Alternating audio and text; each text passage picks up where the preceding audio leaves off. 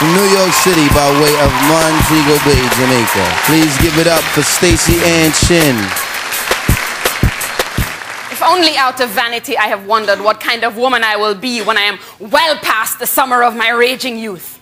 Will I still be raising revolutionary flags and making impassioned speeches that stir up anger in the hearts of pseudo-liberals dressed in navy blue conservative wear?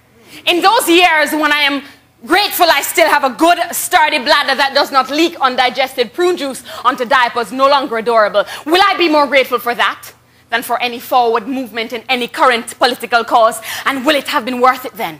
Will it have been worth the long hours of not sleeping that produced little more than reams of badly written verses that catapulted me into literary spasms, but did not even whet the appetite of the 3 o'clock crowd in the least respected of the New York poetry cafes? Will I wish then that I had taken that job working at the bank, or the one to watch that old lady drool all over her soft-boiled eggs as she tells me how she was a raving beauty in the 60s, how she could have had any man she wanted, but she chose the one least likely to succeed, and that's why when the son of a bitch died, she had to move into this place because it was government subsidized. Will I tell my young attendant how slender I was then and paint pictures of the young me more beautiful than I ever was, if only to make her forget the shriveled paper skin, the stained but even dental plates, and the faint smell of urine that tends to linger in places built especially for revolutionaries whose causes have been won or forgotten?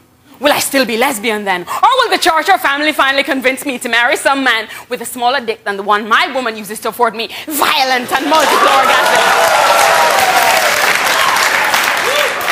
Will the staff smile at me, humor my eccentricities to my face, but laugh at me in their private resting room saying, she must have been something in her day?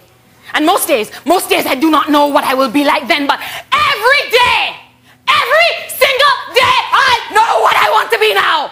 I want to be that voice that makes Giuliani so scared he hires 2 butch black bodyguards. I want to write the poem that the New York Times will not print because it might start some kind of black or lesbian or even a white revolution. I want to go to secret meetings and under the guise of female friendship, I want to beg the women of those young and eager revolutionaries with too much zeal for their cause and too little passion for the women who follow them from city to city, all the while waiting in separate rooms. I want to be 40 years old and weigh 300 pounds and ride a motorcycle in the wintertime, 4 hell-raising children and a 110-pound female lover who writes poetry about my life and my children and loves me like no one has ever loved me before. I want to be the girl your parents will use as a bad example of a lady. I want to be the dyke who likes to fuck men. I want to be the politician who never lies. I'd like to be that girl who never ever cries. I want to go down in history in a chapter marked miscellaneous because the writers could find no other way to categorize me in this world where classification is key. I want to erase the straight lines